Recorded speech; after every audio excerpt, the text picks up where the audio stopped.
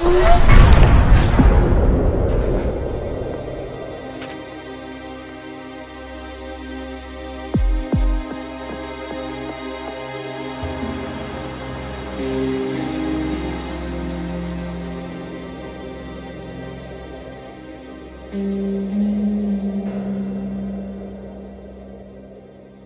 suatu malam di tengah gemerlapnya kota Budapest, yaitu salah satu kota termewah di Uni Eropa, lebih tepatnya di sebuah gedung opera yang sedang melangsungkan sebuah pertunjukan.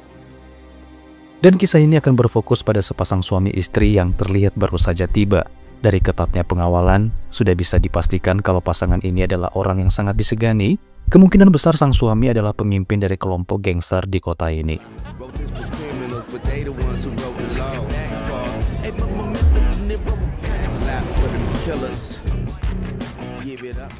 Sementara itu dari kejauhan masih di lokasi yang sama, terlihat seorang pria bertubuh tinggi besar bernama Joe Flood, di mana saat ini dia terlihat sedang mengawasi setiap langkah dari kedua pasangan suami istri itu.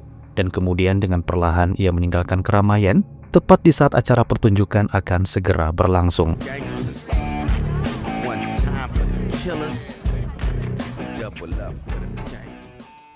Setelah ditelusuri, ternyata Joe merupakan seorang pembunuh bayaran profesional terbaik di Eropa, di mana pasangan suami istri yang sedang diawasi olehnya bisa dipastikan adalah target Joe selanjutnya. Diketahui bahwa Joe adalah pembunuh bayaran yang selalu menghabisi targetnya dengan sangat dingin dan kejam.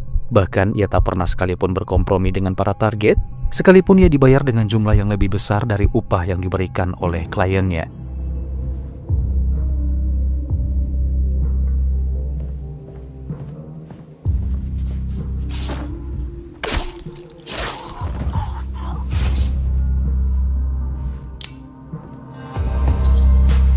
I meant to remind you, no blood. The opera house is 139 years old. Well, at least the carpet's red. Sтой.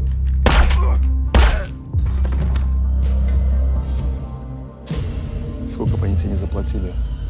Я заплачу втрое больше. У этой игры другие правила. Дай мне еще 10 секунд, пожалуйста.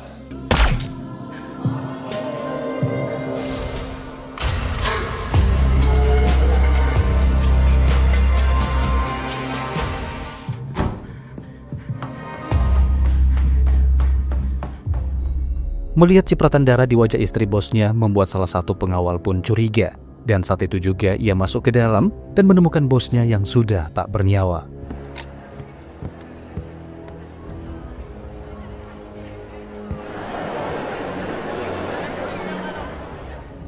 Tanpa sempat memastikan siapa dalang di balik kematian bosnya, sang pengawal yang kebetulan melihat kedatangan pihak keamanan gedung opera, saat itu juga melepaskan tembakan menganggap pihak keamanan gedung opera itulah yang telah membunuh bosnya itu. Segítség! Lövész a VIP folyosón!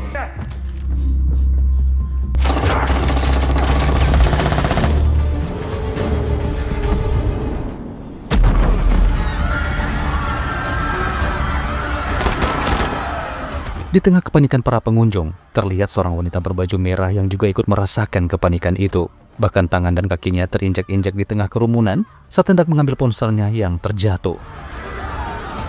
Beruntung Joe sempat melihat kejadian itu. Ia dengan segera berbaur dengan para pengunjung dan menyelamatkan wanita tersebut menuju ke tempat yang aman.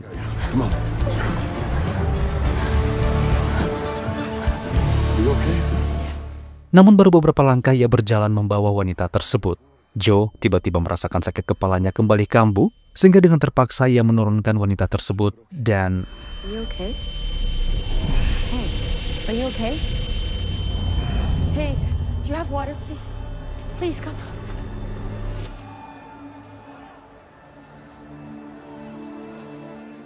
Entah bagaimana Joe bisa menghilang dalam sekejap dari pandangan wanita tersebut. Namun yang pastinya Joe saat ini sudah berada di dalam rumahnya, di mana saat itu juga ia meminum obat pereda nyeri yang sedari tadi menggerogoti kepalanya itu.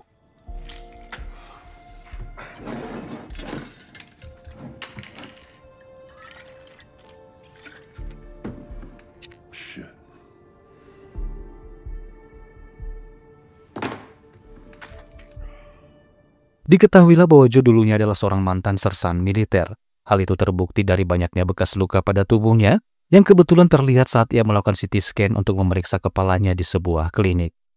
Di momen itu sang dokter masih melakukan riset untuk mengetahui jenis penyakit seperti apa dan obat penawar apa untuk kepalanya.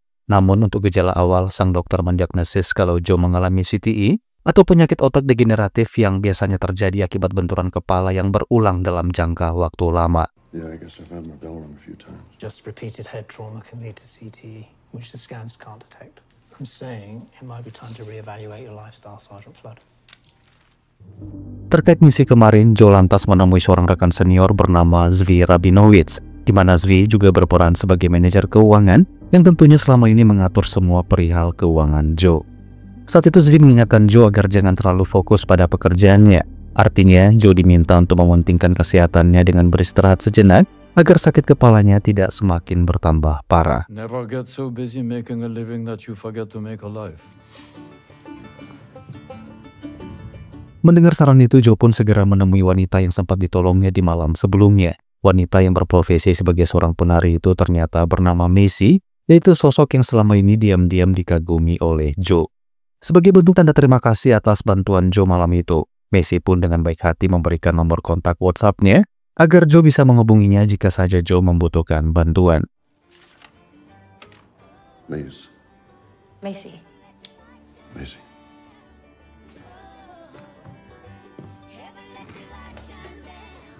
What? Mais pourquoi? C'est jalouse.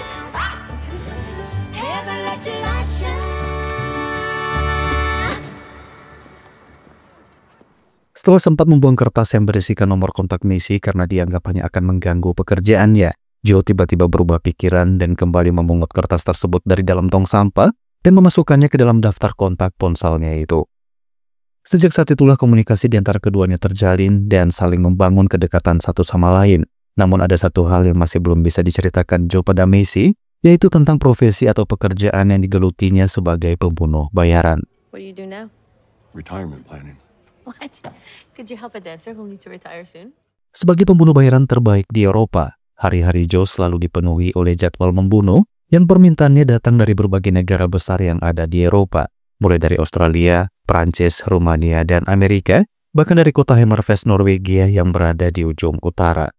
Namun bedanya kali ini Joe selalu meluangkan waktunya untuk menjalani momen kebersamaannya dengan Macy, sehingga hubungan mereka terlihat semakin intim.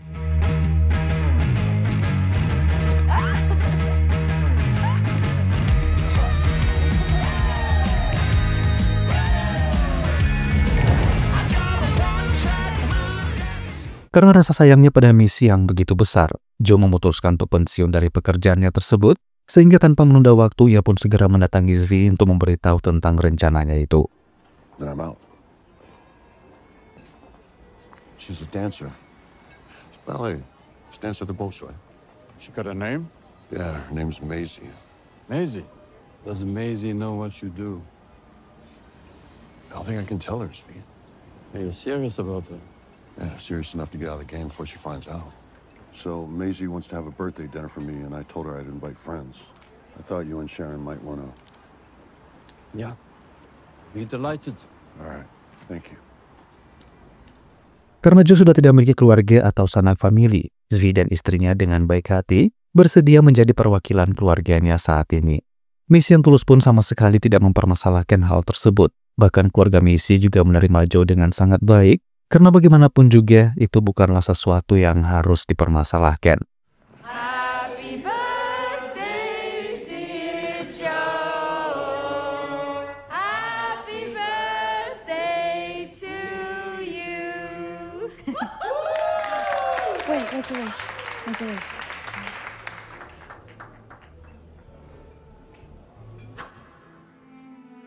Beberapa waktu berlalu, akhirnya tim dokter memvonis bahwa yang diderita Joe saat ini adalah penyakit yang sangat serius, yaitu sebuah gangguan fungsi sistem motorik pada otak, di mana selain beresiko kematian, Joe juga divonis hanya memiliki waktu sekitar 3 bulan lagi untuk bertahan hidup. Yang lebih menyedihkan lagi yaitu ketika sang dokter menegaskan bahwa penyakit yang diderita oleh Joe sampai saat ini masih belum ditemukan obatnya. You have Creutzfeldt-Jakob disease. It's a neurodegenerative disorder. Severe headaches, blindness, and diminished mental capacity. I had the sample tested by 3 separate labs and I got the same result. Now, although I'm going to order some more tests, There is no cure. How long do I have? Best case, 3 months.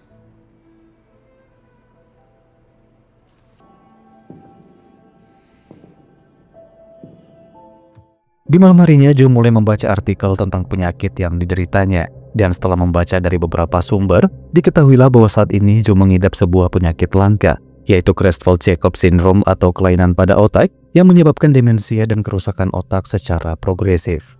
CJD early symptoms, anxiety, depression, loss of balance, speech impairments, voluntary movement, shaking hands.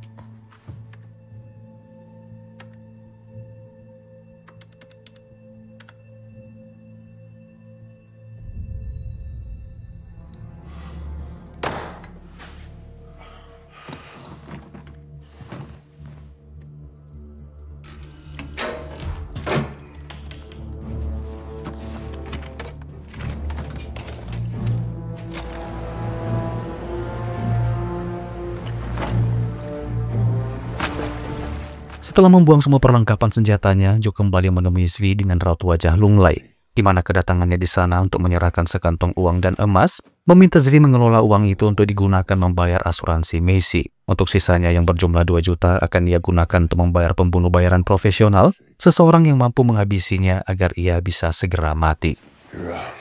Here's a little over $500,000 in mixed currency and gold coins. It all goes to Maisie through the life insurance. No, Joseph, this is madness. Life insurance won't pay out for a suicide. So I'll pay you to assign an assassin. You choose who. No. Sebagai sahabat sekaligus mitra kerja yang sudah menganggap Joe sebagai keluarganya sendiri, Zvi yang mendengar hal itu tentu saja menolak mentah-mentah permintaan tersebut. Sehingga dengan terpaksa, Joe mendatangi sebuah gedung mewah untuk menemui seorang bos wanita bernama Mariana yang dikenal sebagai agen pembunuh bayaran wanita paling sadis di dunia.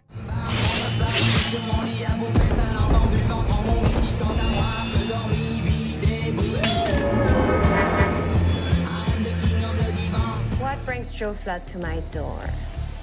Bisa ditebak kedatangan Joe menemui Mariana adalah untuk meminta bantuan. Ia segera menyerahkan uangnya yang $2 juta dan kemudian meminta Mariana untuk mengirim agen pembunuh terbaiknya. Bukan tanpa alasan, Joe yang pada dasarnya adalah mesin pembunuh, justru kali ini lebih memilih mati dengan cepat dalam pertarungan daripada mati perlahan oleh penyakit yang sudah jelas-jelas tidak ada obatnya. 2 million? I want it done clean.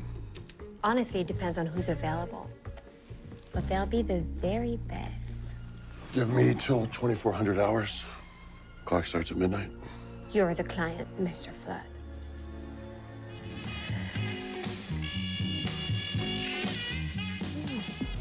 Sambil menunggu pukul 12 malam, yaitu waktu yang telah ditentukan oleh Joe, Mariana segera membuka aplikasi khusus dan memilih profil seorang pembunuh bayaran asal Swiss bernama Creighton Lovedale. Dari sekilas kita bisa melihat betapa sangar dan jumawanya pembunuh bayaran yang satu ini. Namun setelah mengetahui bahwa targetnya adalah Joe, yaitu pembunuh bayaran terbaik di Eropa, seketika Lovedale menolak mentah-mentah tawaran tersebut.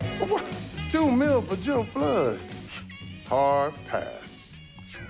Ooh, Lovedale. Setelah gagal mendapatkan bantuan dari Lovedale, Mariana langsung menghubungi sebuah tempat hiburan malam di Republik Ceko, lebih tepatnya di sebuah bar ekstrim milik seorang imigran asal Korea bernama Goyang. Diketahui bahwa Goyang dan seluruh anak buahnya merupakan anggota geng pembunuh yang kejam dan sadis serta tidak mengenal belas kasihan.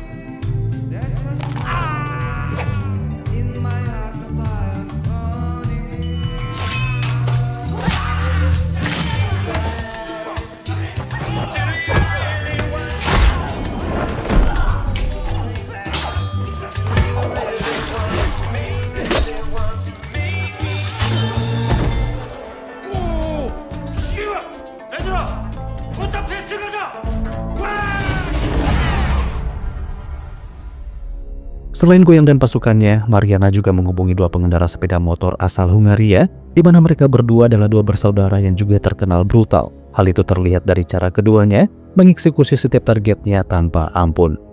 Begitu mendengar adanya tawaran senilai $2 juta dari Mariana, keduanya langsung menyalakan sepeda motor masing-masing dan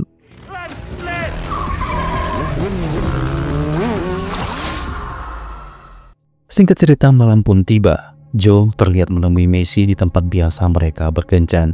Namun, ekspresi ceria Macy seketika berubah ketika melihat gestur tubuh Joe yang tampak berbeda dari biasanya. Alih-alih menikmati momen ini dengan suasana romantis, Macy justru dibuat kecewa ketika Joe memutuskan untuk mengakhiri hubungan mereka malam itu juga. It's over, Macy. What? It has to be. Sesampainya di rumah, tiba-tiba Joe menerima telepon dari sang dokter. Dokter tersebut menjelaskan bahwa ia telah melakukan kesalahan dalam diagnosis sebelumnya karena setelah dilakukan analisis ulang ternyata Joe hanya mengalami sakit kepala biasa. Namun semuanya sudah terlanjur, waktu pun hampir menyentuh pukul 12 malam. Dengan berat hati, Joe mau tidak mau harus bersiap menghadapi para pembunuh bayaran yang tak lain dan tak bukan adalah orang-orang yang telah ia sewa sendiri untuk menghabisinya.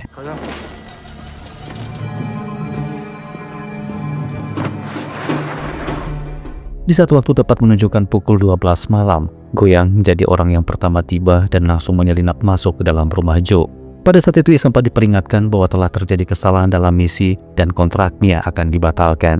Namun, Goyang justru menganggap peringatan tersebut hanyalah lelucon yang sengaja dibuat agar Joe bisa melarikan diri.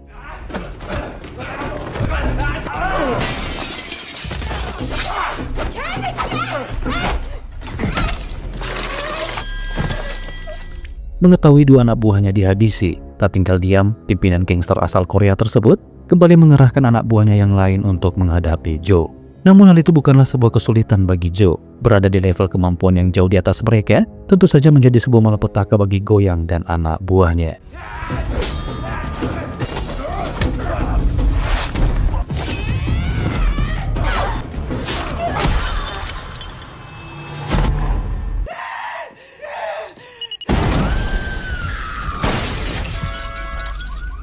Kegagalan Goyang dan anak buahnya membuat Mariana terlihat begitu sangat geram. Terlebih lagi setelah mendengar bahwa Joe ingin membatalkan kontrak yang sudah disepakati sebelumnya. Dengan geram Mariana menegaskan bahwa kontrak yang telah disepakati tidak dapat dibatalkan begitu saja. Yang artinya dengan kata lain, Joe harus menyelesaikan kontrak sesuai perjanjian di awal. I'm sending this one out wide. I'm calling in every hit in Europe, you hear me? Joe mengetahui bahwa dirinya tengah menjadi incaran pembunuh bayaran suruhan Mariana. Tanpa membuang waktu, ia segera bersiap-siap untuk menghadapi dua pengendara motor bersaudara yang terlihat baru saja tiba di lokasi. Setelah menghubungi Macy untuk memintanya segera mengamankan diri, Joe kemudian menghadapi kedua pemotor tersebut dan menghabisi mereka satu persatu tanpa mengalami kesulitan berarti.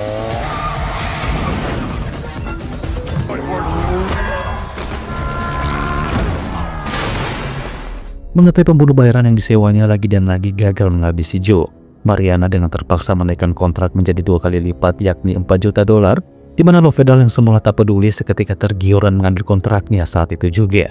Bahkan, dua preman sadis asal Skotlandia yang dijuluki Jenga Brother juga ikut tergiur hingga membuat mereka lupa tengah berhadapan dengan siapa.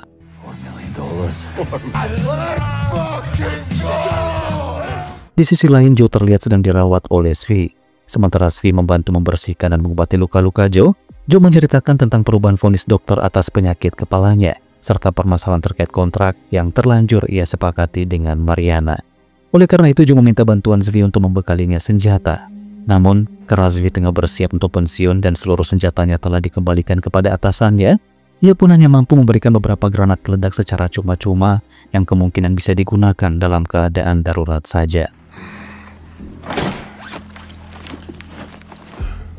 Sementara itu beralih ke negara Inggris tepat di saat seorang pengunjung bar dibantai oleh dua orang wanita superpower, di mana mereka berdua ternyata juga tertarik untuk mencoba peruntungan dalam sayembara yang ditawarkan oleh Mariana. Begitu pula dengan seorang pembunuh bayaran asal Spanyol bernama Botas. Sosok bengis dengan skill tangan kosong yang dimilikinya sudah cukup memberikan gambaran bahwa keikutsertaannya dalam mengikuti sayembara tak perlu diragukan lagi.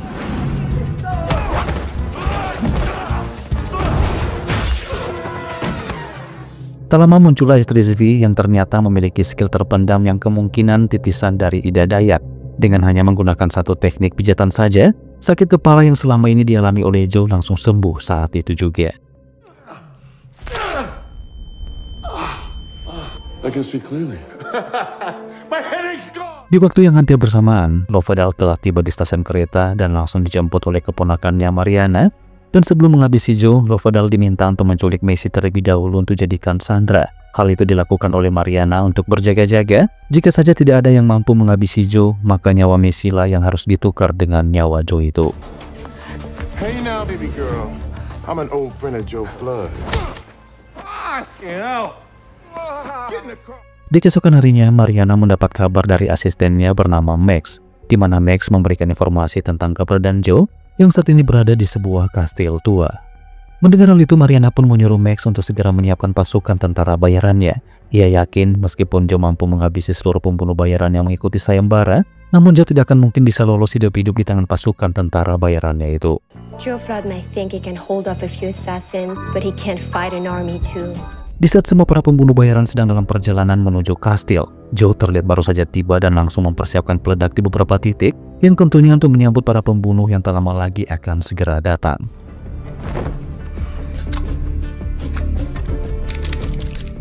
Tak lama muncullah Django Brothers yang langsung masuk tanpa permisi, di mana Joe yang melihat kedatangan mereka, saat itu juga dengan santainya melemparkan granat tepat ke arah mereka.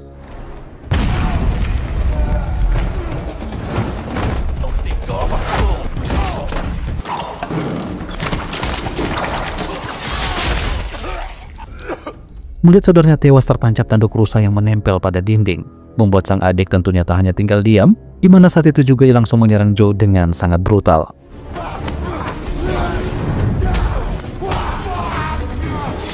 Hanya dalam hitungan detik setelah Django Brothers tewas tak lagi bernyawa, muncullah dua wanita Inggris yang saat itu juga melepaskan tembakan ke arah Joe.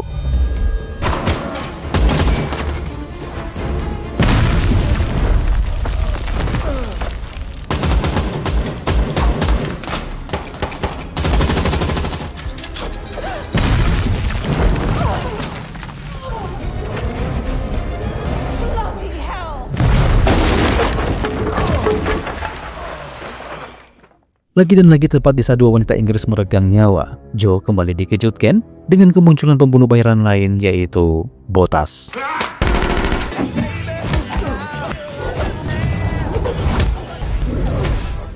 Seperti yang saya katakan di awal, Botas ini memiliki skill bertarung tangan kosong di atas rata-rata, sehingga wajar saja Joe cukup dibuat kewalahan, terlebih-lebih di saat Botas melancarkan serangan dengan gerakan capoeira yang membuat Joe terpental dengan sangat keras.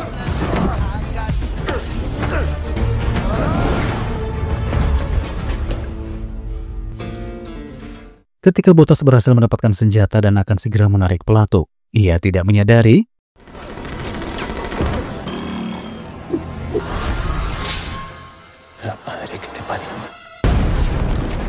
setelah Botas meregang nyawa akibat terkena jebakan granat. Saat itulah Joe mendapatkan telepon dari Lovedal yang memberitahunya bahwa saat ini Macy sedang bersamanya. Mendengar hal itu tentu saja membuat Joe terlihat begitu sangat panik. Tak ingin terjadi sesuatu pada Macy, ia pun meminta Lovedal untuk tidak melibatkan Macy dalam hal ini. Namun bagaimanapun juga Lovedal yang hanya menjalankan perintah, saat itu juga meminta agar Joe sebaiknya menyerahkan diri, yang semua itu semata-mata demi keselamatan Macy. You get through all that, present your big ass to me, and I will let your little ballerina here go. Tak lama muncullah rombongan tentara bayaran di bawah komando Max. Tanpa menunda waktu, mereka segera masuk dan menggeledah seluruh isi ruangan. Sementara Macy terlihat sedang membujuk keponakannya Mariana agar mengizinkannya untuk buang air kecil. Dengan kasar, ia mendorong tubuh Macy hingga terjatuh. Tanpa menyadari, Macy tiba-tiba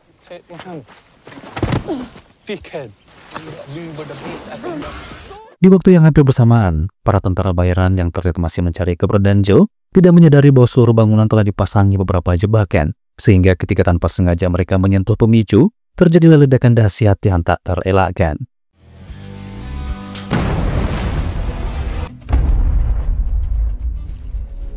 Suara ledakan yang terdengar sangat keras membuat Max dan pasukannya segera menghampiri asal suara.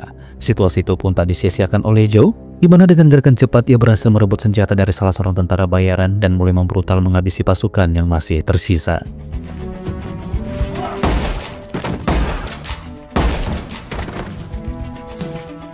Tanpa berlama-lama, Joe pun segera keluar dari kastil tersebut melalui jalur belakang. Namun baru saja ia melangkah beberapa meter, tiba-tiba Lovedal muncul menukar senjata seolah-olah sudah tak sabar ingin segera menghabisi targetnya itu.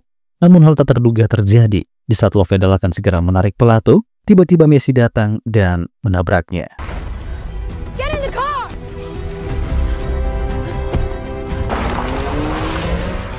Di hadapan Max, Lovedal mengaku bahwa Joe bukanlah target yang mudah ditaklukkan, sehingga tanpa sungkan sedikit pun, ia meminta agar bayarannya dinaikkan menjadi $6 juta. Sementara itu di dalam mobil, Macy meluapkan rasa kecewa dan amarahnya pada Joe karena merasa sudah dibohongi dan dipermainkan. Namun kemarahannya tidak berlangsung lama. Luka tembak yang sebelumnya ia terima dari saudara Mariana membuatnya mengalami pendarahan hebat hingga dengan terpaksa ia menepikan mobilnya di pinggir jalan. Melihat sebuah gereja yang jaraknya cukup dekat dari posisi mereka saat ini, Joe segera membawa Macy masuk ke dalam untuk meminta pertolongan. Namun alih-alih meminta sang pendeta membantunya mengobati Macy, Joe justru memohon kepada sang pendeta agar segera menikahkannya dengan Macy, yaitu wanita pujaan hatinya itu. Father, will you marry us? Di satu upacara pernikahan masih sedang berlangsung dan pembaptisan pernikahan baru saja selesai. Tiba-tiba, Lovedal, Max, dan pasukan tentara bayarannya muncul dan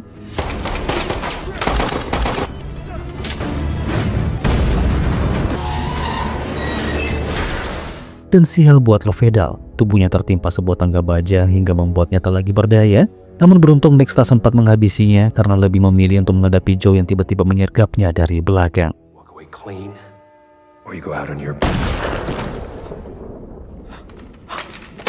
Untuk pertama kalinya Macy memegang senjata dan menghilangkan nyawa seseorang. Masih dalam kondisi terguncang atas apa yang baru saja ia lakukan, Joe kemudian mencoba menenangkan dan mengajaknya untuk segera pergi dan meninggalkan Lovedal yang saat ini masih terjebak di antara reruntuhan. Really? Come on, man. Y'all don't leave me here. Menyadari fakta bahwa saat ini Joe akan berbalik memburunya, Mariana pun dengan segera bersiap-siap untuk kabur. Namun siapa sangka pelariannya digagalkan oleh Zvi yang tiba-tiba muncul, di mana Zvi mengatakan melibatkan tentara bayaran dalam kontrak tersebut adalah sebuah pelanggaran kode etik yang tentunya dilakukan secara ilegal. Dan setelah mengatakan hal itu, dengan gerakan cepat Zvi mengeluarkan pistolnya, menarik pelatuk hingga Mariana pun tewas saat itu juga. Don't hate the player. Hate the game. Setelah semua berakhir dan para pembunuh bayaran dipastikan telah lenyap di telan bumi, Joe dan Macy segera melangsungkan pernikahan secara resmi, dibantu oleh Zvi sebagai wali nikah sekaligus orang yang sudah menganggap Joe sebagai keluarganya sendiri. Dan yep, film pun selesai. He's retired.